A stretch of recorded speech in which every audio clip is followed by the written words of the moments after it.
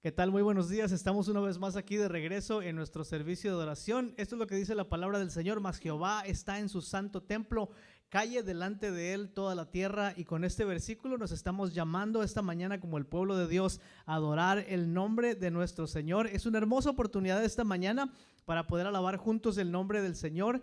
Si usted se ha quedado en casa por cualquier motivo que se haya quedado en casa, le invitamos a que participe en este día. Bienvenidos mis hermanos que están aquí esta mañana. También vamos a alabar juntos al Señor. Hemos estado aquí preparando todo para poder estar con ustedes esta mañana y poder alabar juntos al Señor. Y como siempre, cada domingo que nos reunimos, cada vez que el pueblo de Dios se reúne, lo primero que hacemos al venir ante el Señor en adoración es confesar nuestros pecados. Así es que para hacer esto les voy a invitar que lean con nosotros una escritura que tenemos ahí en la pantalla en el Salmo 32, de los versículos 1 al 5. Esto es lo que la palabra del Señor nos dice y con esto confesamos nuestros pecados al Señor. Salmo 32, versículos 1 al 5. Bienaventurado aquel cuya transgresión ha sido perdonada, cuyo pecado ha sido encubierto. Bienaventurado el hombre a quien Jehová no culpa de pecado, en cuyo espíritu no hay engaño. Mientras callé, se envejecieron mis huesos en mi gemir todo el día, porque de día y de noche se agravó sobre mí tu mano. Se volvió mi verano mi verdor en sequedades de verano.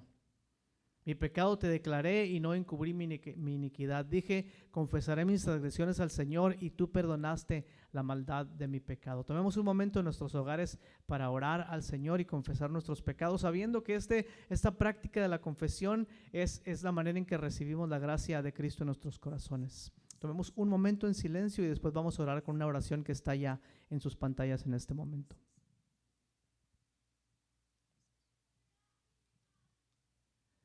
Dios de misericordia, confesamos que hemos pecado contra ti por pensamiento, palabra y obra, por lo que hemos hecho y lo que hemos dejado de hacer.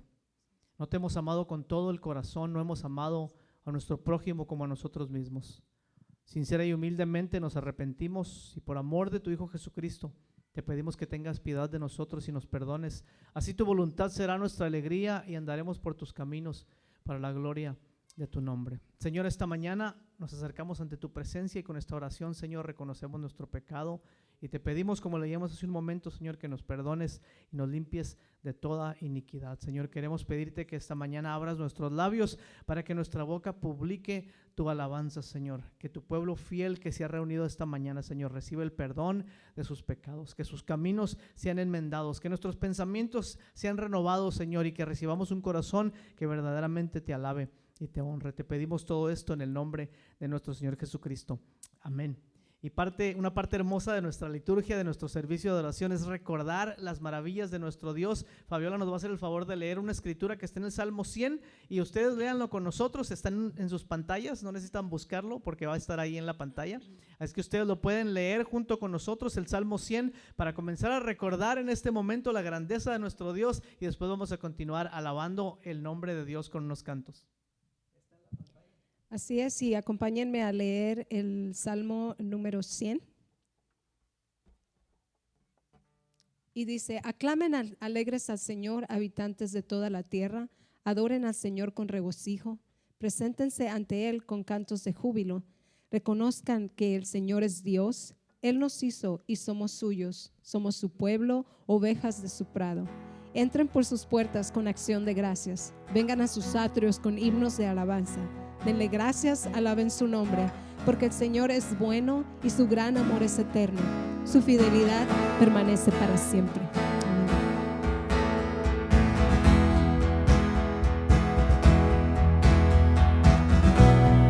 Así es, el Señor es bueno con nosotros, por eso le adoramos en esta mañana. Adoremos al Señor en la hermosura de su santidad. El Dios que son los cielos y la tierra, con el poder de su palabra, y reina con autoridad. Es el Dios de toda la creación. El Dios que aún los vientos le obedecen, una palabra es suficiente para los muertos levantar. Estemos juntos, nadie es como Él.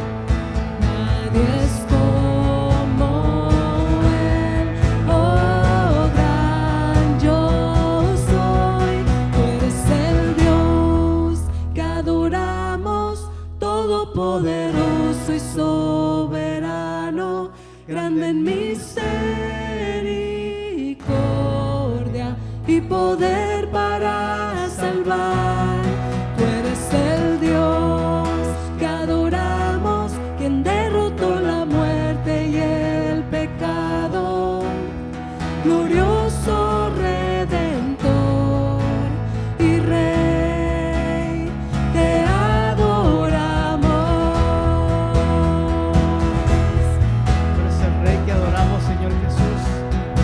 Sea toda la gloria y la honra, Señor.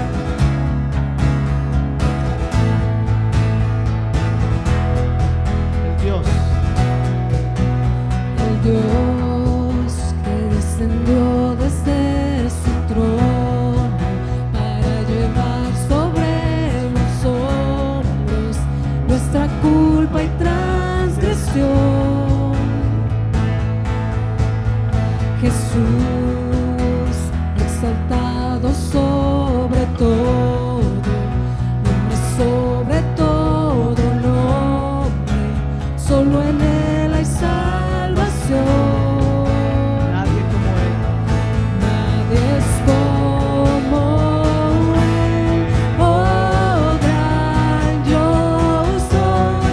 Tú eres el Dios que adoramos, todopoderoso y soberano, grande en misericordia y poder para salvar. Tú eres el Dios que adoramos, quien derrotó la muerte y el pecado. Glorioso Redentor y Rey, te adoramos.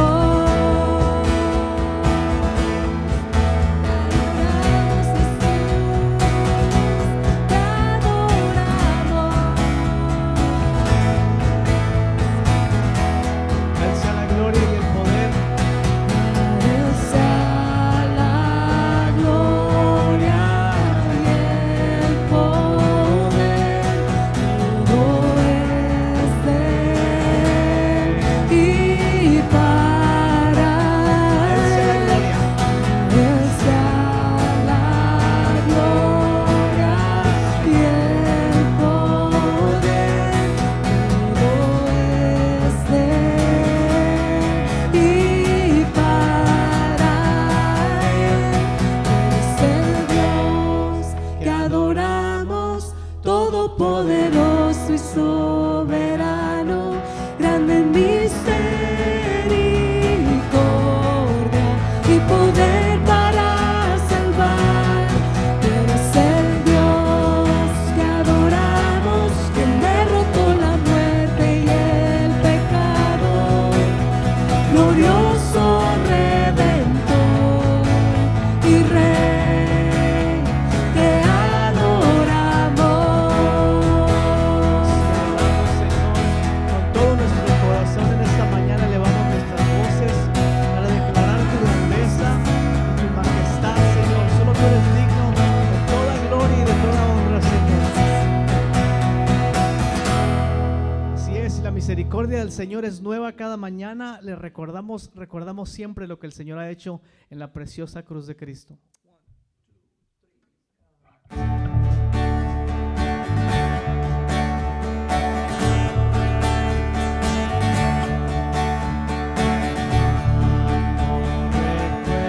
Recuerdo la gloriosa cruz donde muriera el Hijo de Dios. Todo lo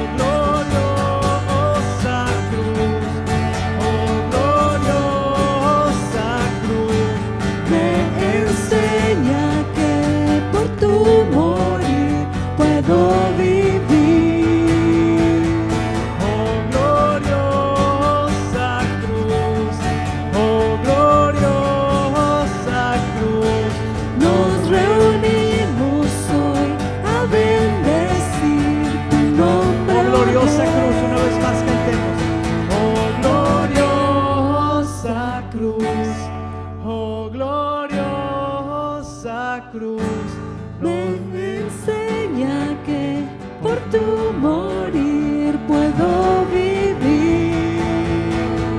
Oh gloriosa cruz, oh gloriosa cruz, Nos reunimos hoy a bendecir tu nombre, oh Rey.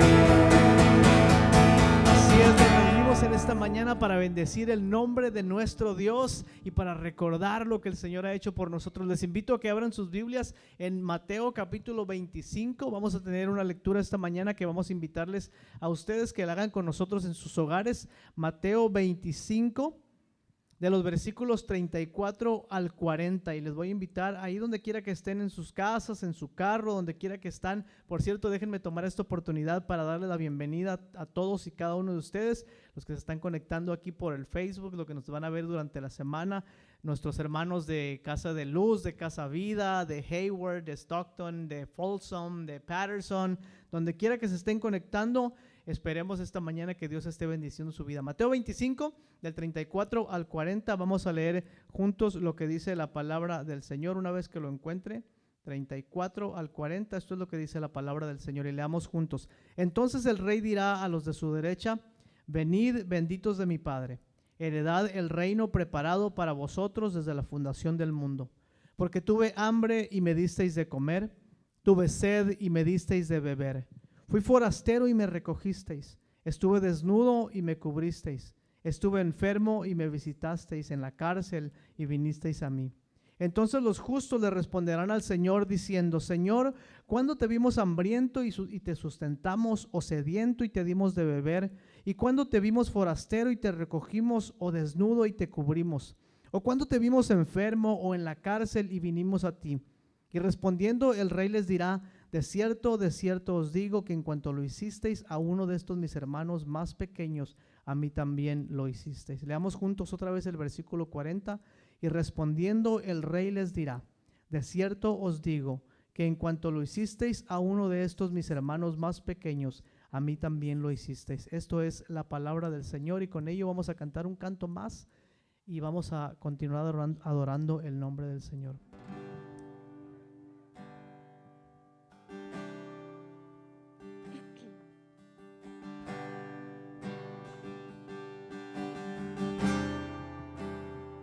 Tú eres digno de recibir toda gloria, toda alabanza y toda adoración, Señor. Cantamos juntos. Digno de recibir toda adoración, digno de recibir hoy esta canción, digno de entregarte mi corazón. Vivo por ti.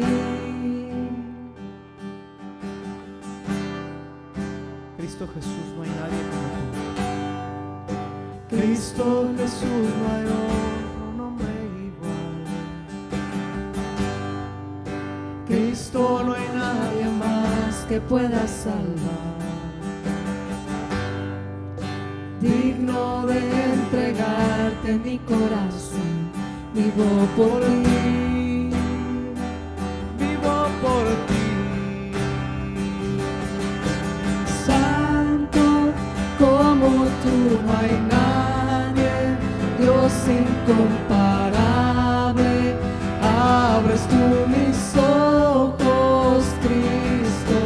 Quiero conocerte más y ser lleno de ti hoy y llevar tu amor al mundo.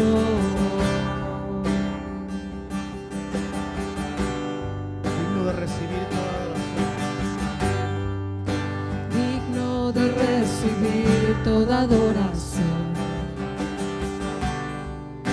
Digno de recibir hoy esta canción. Digno de entregarte mi corazón. Vivo por ti. Cristo Jesús, no hay nadie como tú, Señor. Cristo Jesús, no hay otro nombre igual. Cristo, no hay nadie más que pueda salvar.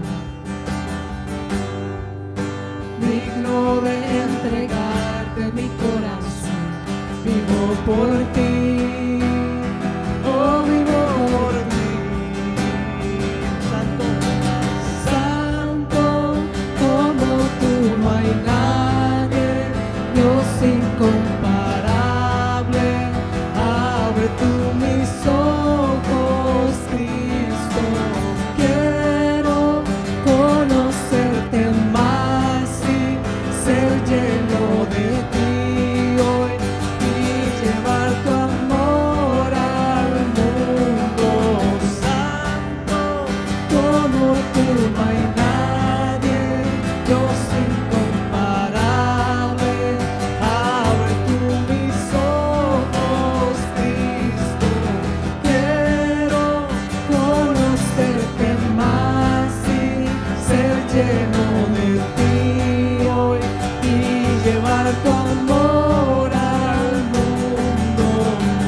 Construiré mi vida en tu amor. Allí estoy seguro, mi confianza está en ti, Señor, y no seré movido. Construiré mi vida en tu amor. Allí estoy seguro, mi confianza está en ti, Señor, y no seré movido. Y santo como tú no hay nadie, Dios incomparable. Abre tú mis ojos, Cristo. Quiero conocerte más y ser lleno de ti hoy y llevar tu amor al mundo. Santo como tú no hay nadie, Dios incomparable. Abre tú mis ojos, Cristo. Quiero conocerte más y ser lleno de ti hoy y llevar tu amor al mundo. Señor, queremos llevar ese gran amor que nos mostraste en tu Hijo Jesucristo. Llevarlo al mundo entero, Señor. Por eso esta mañana, Señor, al venir delante de tu presencia, queremos orar por aquellas cosas que están en nuestro corazón, Señor. Esta mañana queremos orar y pedirte por nuestros hermanos y hermanas en nuestra iglesia que están padeciendo diferentes necesidades. Queremos pedirte esta mañana, Señor, por los que están enfermos, aquellos que nos están escuchando en sus hogares en este momento y han estado enfermos, nuestra hermana Silvia, nuestra hermana Elisa, nuestra hermana Gloria y su familia, nuestro hermano Denis y Ana, nuestros hermanos que han estado enfermos, tal vez no sabemos de ellos, pero oramos en esta mañana, Señor, para que tu Espíritu Santo toque sus corazones, toque sus cuerpos, ellos puedan recibir esa sanidad que están esperando, por la cual están orando. Pero mientras tanto, Señor, oramos para que tú continúes dándoles paz, tranquilidad y seguridad en sus vidas. Señor, esta mañana elevamos nuestra oración por tu iglesia, por todas las familias de nuestra iglesia en general, por nuestros hermanos que están teniendo diferentes necesidades y por aquellos, Señor, que están todavía, aún en estos días, Señor, en sus casas, en cuarentena porque no han podido salir por alguna razón u otra. Señor, seguimos pidiendo por cada uno de ellos, Señor. Seguimos pidiendo por tu iglesia, Señor, en esta comunidad en la que tú nos has traído, para que continuemos siendo una luz en medio de la oscuridad. Te pedimos que nos des sabiduría, porque en estos tiempos, Señor, del virus no sabemos cómo hacer el trabajo, cómo hacer la obra, cómo unirnos contigo en esta misión. Señor, nos declaramos incapaces de hacer tu obra, Señor, y te pedimos que tu Espíritu Santo nos guíe, porque no sabemos ni siquiera por dónde comenzar. Señor, que tu Espíritu Santo nos anime, nos empodere, nos envíe para poder hacer, Señor, la obra que tú nos has encomendado. Lo mismo te pedimos por nuestros hermanos en Stockton y en Hayward, en Patterson, aquí mismo en Sacramento, Señor, y en todos los lugares donde tú nos has permitido, Señor, sembrar la semilla del Evangelio. Oramos, Señor, por nuestros misioneros en México y en otras partes, Señor, que están también predicando tu palabra aún en medio de estas dificultades. Padre, oramos por tu iglesia. Oramos por nuestra comunidad, Señor, las personas que están sufriendo ahora en estos momentos en sus hogares de necesidades tan grandes, Señor, de soledad, de ansiedad, de depresión, de violencia, de necesidades físicas. Te pedimos por cada uno de ellos. Te pedimos por nuestra ciudad, mientras entramos en una temporada más de aislamiento, en la que vamos a ver todavía más, Señor, este alejamiento de otras personas. Oramos, Señor, por la salud espiritual, mental y física de las personas en nuestra ciudad, Señor. Te pedimos por nuestro país, a medida que vamos, Señor, avanzando las semanas y los meses y vamos viendo los problemas políticos que continúan en nuestra nación. La separación, la división, los pleitos, Señor, la violencia unos con otros. Padre, te pedimos que tú traigas calma y tranquilidad, que obres justicia en el corazón de aquellos que están, Señor, en el poder, para que puedan, Señor, guiarnos de una manera, como tu palabra dice, pacífica y justa y buena y santa, Señor. Te pedimos, Señor, por cada uno de los gobernantes y los que están en autoridad, Señor, para que podamos nosotros vivir reposadamente, como dice tu palabra, Señor. Oramos también en esta mañana, bendito Dios, por cada una de las personas que nos están viendo en este momento. Te pedimos por cada uno de ellos y oramos para que en el nombre de tu Hijo Jesucristo ellos vengan a conocer el gran amor que tú has mostrado, Señor, al enviar a tu Hijo Jesucristo para darnos vida y vida en abundancia. Lo pedimos todo y te damos las gracias en el nombre de tu Hijo Jesucristo, nuestro Señor. Amén. Muy bien, les vamos a invitar a que ahí en sus hogares repitan con nosotros nuestro hermoso credo que repetimos cada domingo. Lo vamos a poner en sus pantallas para que lo repitamos. Ahí está. A ver, los que están acá conmigo, lo hacemos juntos. Dice así: creo en Dios Padre Todopoderoso, creador del cielo y de la tierra, y en Jesucristo, su único Hijo, Señor nuestro, que fue concebido del Espíritu Santo, nació de la Virgen María, padeció bajo el poder de Poncio Pilato, fue crucificado, muerto y sepultado. Descendió a la muerte, al tercer día resucitó de entre los muertos, subió al cielo y está sentado a la diestra de Dios Padre Todopoderoso, y desde allí vendrá al fin del mundo a juzgar a los vivos y a los muertos. Creo en el Espíritu Santo, la Santa Iglesia Cristiana, la comunión de los santos, el perdón de los pecados, la resurrección de la carne y la vida perdurable. Amén. Qué hermoso es poder declarar estas cosas juntos y llenar nuestro corazón y nuestra mente de la sabiduría del Señor. Por unos momentos vamos a poner nuestra dirección de Venmo ahí en sus pantallas para darles la oportunidad de ofrendar. Les estamos invitando a ofrendar especialmente por nuestro misionero, nuestro hermano Wilber en Chiapas. Así es que vamos a darles unos momentos para que vean la dirección y puedan dar su ofrenda también. Muy bien, qué bueno que ya estamos listos otra vez para compartir la palabra del Señor. Estamos entrando en una hermosa temporada en la vida de la iglesia. El calendario de la iglesia inicia casi siempre por acá por finales de noviembre con la temporada de advenimiento, y estamos ya comenzando en nuestra iglesia recordar una vez más esta hermosa temporada en la que anticipamos la venida del Señor Jesucristo. Y para eso vamos a hablar de uno de los temas más hermosos del advenimiento, y es la esperanza. ¿Qué significa realmente? ¿Qué significa realmente tener esperanza? Todo el mundo habla de la esperanza. Decimos, por ejemplo, que la esperanza muere al último, ¿verdad? Es un dicho muy común en nuestros países. La esperanza muere al último. También decimos a veces que mientras hay vida, hay esperanza. Incluso la Biblia nos dice que la esperanza no avergüenza. Cuando estamos pasando por momentos difíciles, por ejemplo, hablamos de tener esperanza porque estos momentos difíciles van a pasar. Cuando vemos el estado del país o de la ciudad y pensamos que las cosas no andan bien, decimos, bueno, hay que tener esperanza de que las cosas van a estar mejores. A veces cuando enfrentamos alguna tragedia, por ejemplo, si algún ser querido ha partido a estar con el Señor, hemos tenido alguna dificultad muy grande en nuestros hogares, decimos, bueno, hay que tener esperanza de que las cosas van a estar bien, o de que algún día nos vamos a volver a ver, o de que Dios de alguna forma va a hacer que las cosas trabajen para nuestro bien. Hablamos mucho de la esperanza. La esperanza es uno de los pilares de la fe cristiana, es una virtud de la vida cristiana. Pero ¿qué tal si les dijera yo esta mañana que la mayoría de las personas que dicen tener esperanza han olvidado o no han aprendido una de las características principales de lo que significa esperar? Quiero repetir esta pregunta una vez más porque es muy importante. ¿Qué tal si aquellos de nosotros que decimos que tenemos esperanza, hemos olvidado o nunca hemos aprendido una de las características principales de lo que significa esperar o tener esperanza? El pasaje que vamos a ver hoy, vimos hace un rato en el Evangelio de Mateo, es un pasaje que nos va a ayudar a entender un poco más lo que significa tener una esperanza en nuestra vida y cómo esta esperanza afecta nuestra manera de vivir. Así es que vayan otra vez a Mateo capítulo 25 y vamos a estar desde los versículos 31 en adelante. Ya leímos una buena porción de esta escritura, pero solamente quiero leer un poco más de lo que ya habíamos leído anteriormente a fin de poder dar un poquito más de contexto. Aquí el Señor Jesucristo está hablando está a unos días de su crucifixión.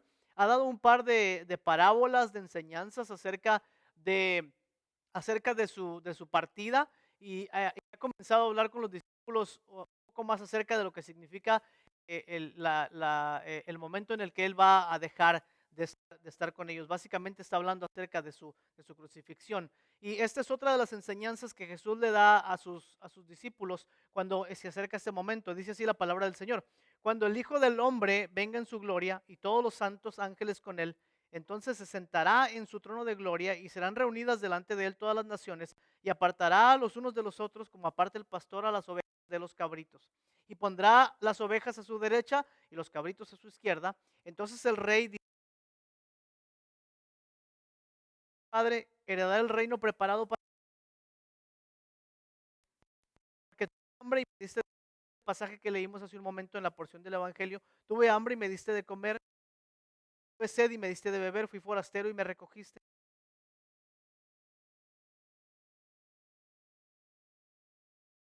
Justos responderán diciendo: Señor, ¿cuándo te vimos hambriento o cuándo te vimos sediento y te dimos de beber? ¿Y cuándo te vimos forastero y te recogimos o desnudo y te cubrimos? Y el Señor les responde, les dice en el versículo 40, el rey les dirá: de cierto os digo que en cuanto lo hicisteis a uno de estos mis hermanos más pequeños, a mí también lo hicisteis.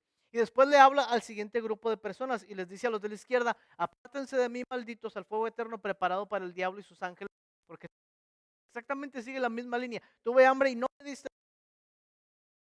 de beber. Fui forastero y no me recogisteis. No, y no me visitasteis. Entonces también ellos le responderán diciendo: ¿What? Señor, ¿cuándo te vimos hambriento, sediento, en la cárcel, desnudo y no te servimos? Y el Señor les va a decir: de cierto os digo que en cuanto no lo hicisteis a uno de estos mis hermanos más pequeños, a mí tampoco me lo hicisteis. Ahora, este es un pasaje muy complicado. Si usted creció en la iglesia de los 80, de los 70 para acá, no creo que muchos se acuerden, pero de los 70 para acá, 80, 90 y todavía ahora, si usted creció en la iglesia en ese tiempo, seguramente asocia este pasaje con el juicio final de las naciones. Seguramente ha oído usted 3, 4, 5 interpretaciones de quiénes son los cabritos y quiénes son y qué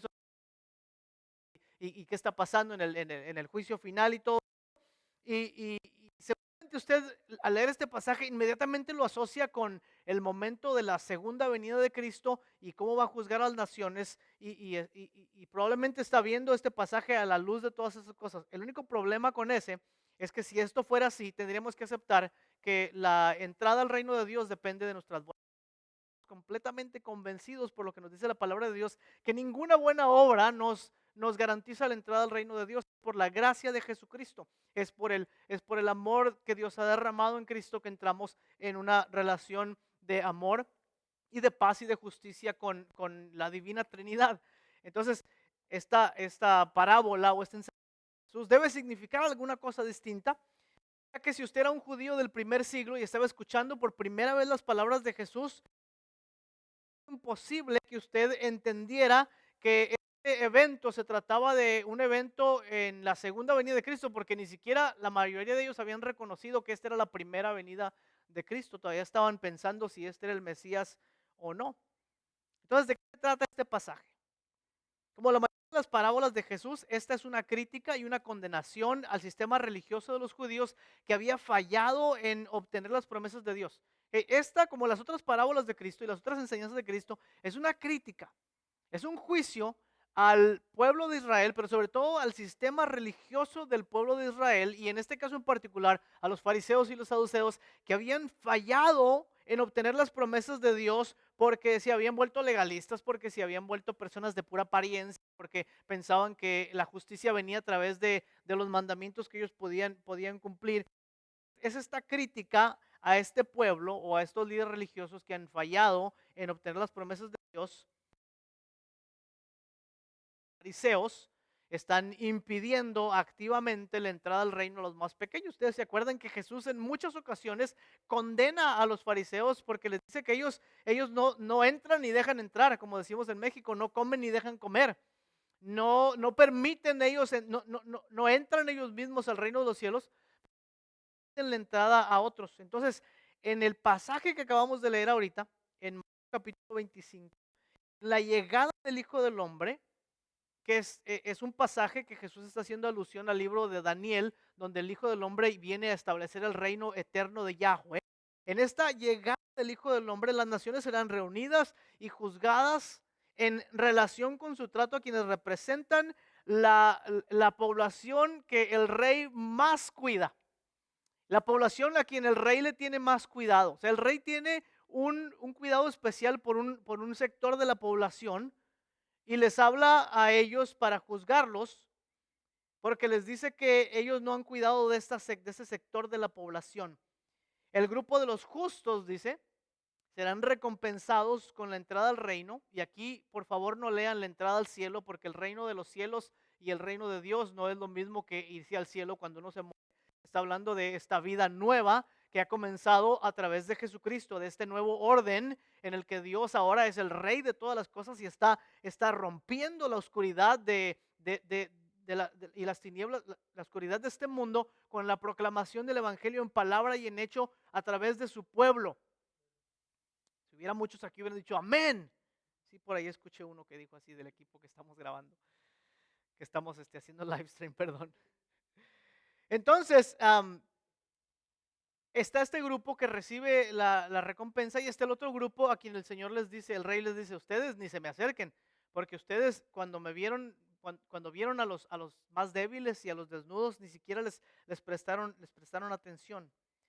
Ahora, les digo esto porque esto es consistente con lo que los profetas hablaron en contra de Israel una y otra vez. Si ustedes leen las profecías del Antiguo Testamento, inmediatamente se van a dar cuenta que una gran queja que Dios tiene contra su pueblo es que ellos fueron llevados al exilio, de hecho, por no cuidar a los más vulnerables, por no cuidar a los más débiles, por no atender a los pobres, por abusar a las viudas y a los huérfanos, por ser una nación que decía que esperaban en Dios, pero realmente esperaban más bien en ellos mismos. Y Dios los manda al exilio, Yahweh los manda al exilio precisamente por eso. Pero también, como dije antes, es una crítica, es una crítica incisiva a los fariseos que constantemente están actuando como que ellos son los que tienen la llave del reino de los cielos. Ellos siguen actuando como Jesús les dice en alguna ocasión, como ustedes son como sus padres que mataron a los profetas, así les dice el Señor. Ellos seguían oprimiendo a los pobres, seguían cerrando la puerta del reino de los cielos a otros. Y los fariseos estaban convencidos de que estaban haciendo lo correcto mientras esperaban la llegada del Mesías y el reino de Dios, a la vez que hacían todo lo contrario. Y esa es una cosa muy interesante. Porque este pasaje nos habla entonces de cómo Israel, cómo los hijos de Israel, o sea, el pueblo de Dios, debían vivir mientras esperaban con expectativa la llegada del reino de Dios. Este es un pasaje que nos está hablando acerca de cómo los hijos de Israel los hijos de Dios, el pueblo de Israel debe vivir mientras esperan la llegada del Hijo del Hombre. Pero también implica cómo debemos vivir los hijos y las hijas de Dios mientras esperamos la llegada final de un reino que ya está aquí, pero que también está por llegar en el futuro. El pueblo de Dios entonces siempre ha estado entre dos advenimientos. Siempre hemos estado, Israel estuvo esperando la primera venida del Mesías y nosotros estamos esperando la segunda venida del Mesías. El pueblo de Dios siempre ha vivido en medio de dos advenimientos. Y en medio de estos dos advenimientos, en medio de estas dos venidas, vivimos participando de la esperanza. Ahora, por un lado tenemos personas que dicen tener la esperanza de la llegada del Mesías, del reino del Mesías, pero que se comportan de una manera opuesta. tenemos otro grupo de personas que también dicen tener la esperanza de la llegada del reino del Mesías y se conducen ya bajo ese orden, bajo ese paradigma. Esto es lo que el pasaje nos está diciendo. Literalmente nos está diciendo en la parábola, en la enseñanza, que hay dos grupos de personas. Un grupo de personas dicen, nosotros sí teníamos la esperanza de la llegada del Hijo del Hombre. Y dice el Señor, ¿cuándo? Si nunca lo demostraron.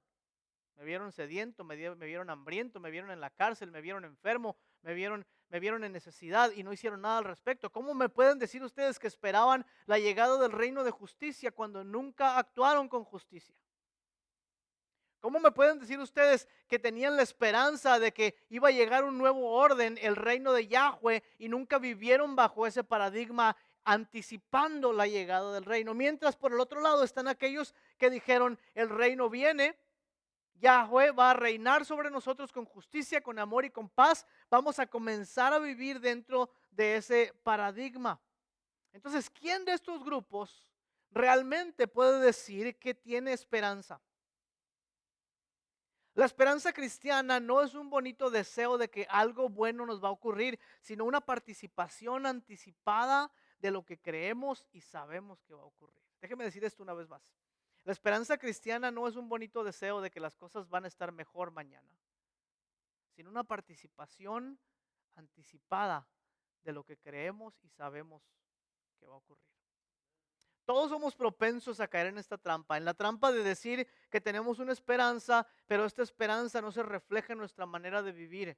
Aún si todavía nos apegamos a esta mala interpretación de que la esperanza del cristiano es morirse e ir al cielo. Esa no es la esperanza final del creyente. La esperanza final del creyente es la resurrección de entre los muertos para participar de la nueva creación de Dios en todo el universo, en todas las cosas espirituales y carnales y terrenales. Dios va a unir todas las cosas. Pero aún si usted dice mi esperanza es morirme e ir al cielo, muchas veces incluso ahí nuestra vida está más cerca de las cosas de la tierra que de las cosas del cielo. Y es aquí donde vemos un grave problema. Al igual que las personas a quienes Jesús les hace esta crítica, nosotros también podemos desarrollar una falsa esperanza. ¿Qué quiero decir con una falsa esperanza? ¿A qué me refiero con eso? ¿A que no creemos que lo que decimos es verdad? No tenemos problemas con lo que afirmamos. Más bien me refiero a que actuamos como si eso solo fuera una verdad en el futuro. Como si eso solamente se fuera a cumplir en el futuro. Esa actitud, esa falsa esperanza nos lleva a escondernos detrás de la idea de que al final de cuentas todo se va a solucionar en el futuro y nosotros no tenemos ningún tipo de responsabilidad en el presente para hacer la vida del reino de Dios. Pero eso sería como un novio que va a decidir ser fiel hasta que se case. Y mientras no se casa, pues no tiene ningún motivo para ser fiel. O que no va a buscar trabajo hasta que de hecho las cuentas estén en la mesa, porque antes, ¿para qué voy a buscar trabajo si todavía no tengo cuentas, no tengo a quién mantener, no tengo esposa, no tengo hijos, no tengo casa? ¿Para qué voy a buscar un trabajo? ¿Se dan cuenta de lo absurdo de un pensamiento así? Lo absurdo de alguien que dijera, no tengo por qué serle fiel a mi prometida porque todavía no estamos casados, deja que me case y entonces sí voy a ser fiel. O deja que haya gastos para que empiece a trabajar porque mientras tanto no necesito hacer ningún tipo de gastos, es que no necesito trabajo. Es una cosa absurda, ¿no es verdad? Pero así de absurdo es decir que nuestra esperanza no tiene ninguna implicación de cambio en nuestras vidas y en el mundo que nos rodea. Así de absurdo es pensar que nuestra esperanza tiene únicamente que ver con algo que va a ocurrir en el futuro. El peligro de que nuestra esperanza sea un asunto del futuro es que produce en nosotros una cierta clase de cinismo, de flojera, de comodidad. Al final de cuentas, ¿por qué debo preocuparme por el medio ambiente cuando Dios va a quemar todo esto? ¿Por qué debo preocuparme por cuidar la tierra cuando la Biblia dice que todo esto va a pasar por el fuego y todo va a ser destruido? Yo voy a estar en el cielo un día. ¿Por qué tengo que preocuparme por mis semejantes cuando de alguna manera o se van a salvar o se van a ir al infierno y cuando yo esté en el cielo nunca voy a saber absolutamente nada de eso? Por eso nos falta fervor en el evangelismo.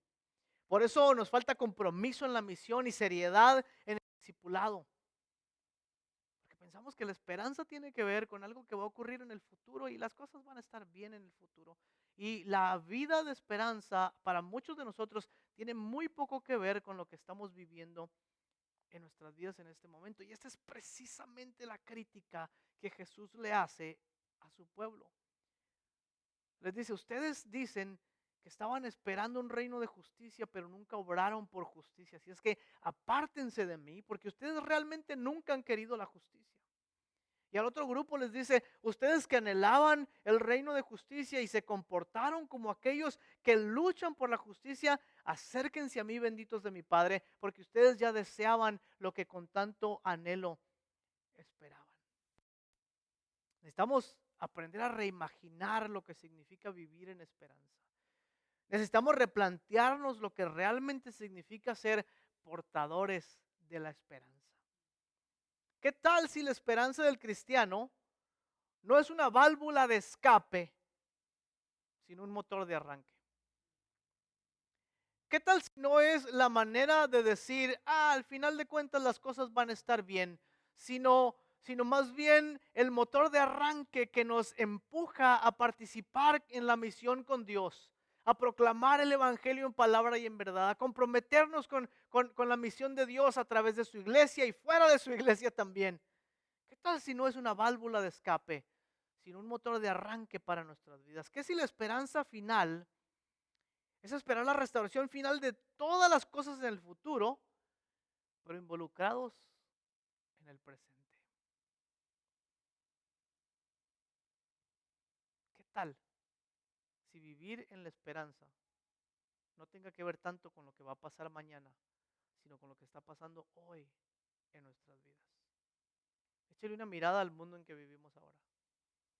La necesidad más grande de las personas es, es experimentar, conocer la esperanza que hay en Jesucristo. Pero si nosotros, su pueblo, no estamos viviendo de una manera que refleje esa esperanza. Y dirá usted, bueno, pero al final de cuentas, ¿qué no Dios va a hacer todas las cosas nuevas? ¿Qué tanto nos regaña el pastor acerca de estas cosas si al final de cuentas Dios va a hacer que todas las cosas se arreglen y no tenemos que preocuparnos por nada de eso? ¿Qué pensamiento más absurdo y más egoísta? Cuando llegamos a pensar que al final de cuentas Dios está a cargo de hacer todas las cosas nuevas. Y no para eso nos llamó a nosotros su pueblo, para participar de la grandeza de su gracia y de su amor manifestado en Jesucristo nuestro Señor. Me puse a pensar que esto de participar de la esperanza de Dios es como la construcción de una catedral. No sé cuántos de ustedes han tenido la oportunidad de entrar en estas catedrales hermosas de antes. Estos lugares donde las imágenes y los vitrales y todos los arreglos inspiran un momento de reverencia, ¿no? Pero imagínense qué sería de alguien que dice, yo nomás estoy mezclando el cemento. Ya no voy a hacer nada más que mezclar cemento aquí. O de alguien que pudiera decir, yo no hago nada más que juntar las herramientas de los que andan trabajando. No, en realidad el que junta las herramientas, el que mezcla el cemento y el que pone la piedra y el que hace los vitrales y el que pone los adornos, están trabajando en la construcción de una catedral. El arquitecto ya tiene los planos terminados, ya sabe dónde va a quedar en la plaza, ya sabe cómo se ve la construcción de la catedral terminada. Y está invitando a los demás a que ellos participen de esta creación para que su trabajo, tan simple como sea, tan cotidiano como sea, al final de cuentas embellezca el gran plan de esa catedral. El arquitecto ya tiene los planes terminados, pero el trabajo de cada uno hará que venga tu catedral como en los planos, así también en la plaza.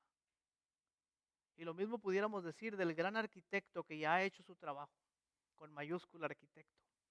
El gran arquitecto que es nuestro Dios, que ya ha terminado su obra y que ahora nos invita a participar, y nuestro trabajo, por sencillo que sea, será embellecido cuando la obra quede terminada. Queridos amigos y hermanos, la esperanza final del cristiano no sirve como una escapatoria de la condición personal o del mundo que nos rodea. Es más bien una virtud que nos empuja a buscar la justicia, la paz y la santidad. Mientras esperamos el regreso de Cristo, llegamos al mundo con la compasión y el amor del Padre, dirigidos por el Espíritu Santo para vivir conforme a la esperanza que hemos recibido por el Evangelio. Y esto es precisamente donde el Evangelio realmente toma su función más grande, porque todos hemos fallado en vivir en este mundo de justicia, de paz y de santidad. Si usted revisa las páginas de la Biblia, las páginas de la Escritura, desde el principio hasta la venida de nuestro Señor Jesucristo, es una historia de fracasos. El fracaso de Adán y Eva, de vivir en este mundo de justicia y de paz y de santidad. El fracaso de la generación de Noé, de vivir en este mundo de justicia y de paz y de santidad. La invitación de Dios a Abraham a formar una nueva nación que viviera en justicia y en paz y en santidad, pero que nunca pudo hacerlo. La invitación al pueblo de Dios y su liberación de Egipto para que fueran un pueblo santo de Dios y vivieran anunciando la grandeza de Dios a las naciones, nunca pudo llevarse a cabo. ¿Por qué? Porque nosotros somos incapaces por nuestras propias fuerzas de vivir en esa esperanza tan hermosa. Por eso apareció el Hijo de Dios, por eso vino el Hijo del Hombre, para darnos una esperanza viva, como dice el apóstol Pedro en su carta, una esperanza viva por la resurrección de Jesucristo de entre los muertos. Porque todos fallamos en vivir en este mundo de justicia y de paz y de santidad, pero Cristo con su muerte y con su resurrección, con su victoria, su exaltación, ha abierto la puerta y ha anunciado la llegada de este reino de paz. Nuestra esperanza es segura en aquel que venció la muerte y el infierno. Ahora les pregunto, ¿cómo participamos de la esperanza que tenemos? Habiéndonos dado cuenta que la esperanza no es algo que anhelamos que va a ocurrir en el futuro únicamente, sino algo en lo que participamos activamente en el presente. ¿Cómo participamos de esta esperanza? Tal vez podemos poner atención a estos más pequeños de los que habla Jesús. Tal vez podemos estar alertas al movimiento de Dios en nuestras comunidades, en nuestras familias, en nuestra iglesia, en el vecindario donde estamos. Tal vez necesitamos empezar a alertar nuestras propias vidas o estar alertas de la llegada de este reino de justicia y de amor y alertar a otros de este reino de justicia y de amor que ya opera en nosotros. Sin embargo, no solamente lo hacemos a través de palabras, también lo hacemos a través de nuestras actitudes, de nuestras acciones e incluso de nuestras interacciones con otras personas. Entonces, mientras esperamos en la promesa del Rey, somos invitados a involucrarnos en el tipo de vida en la cual esperamos. Eso es lo que significa tener una esperanza viva.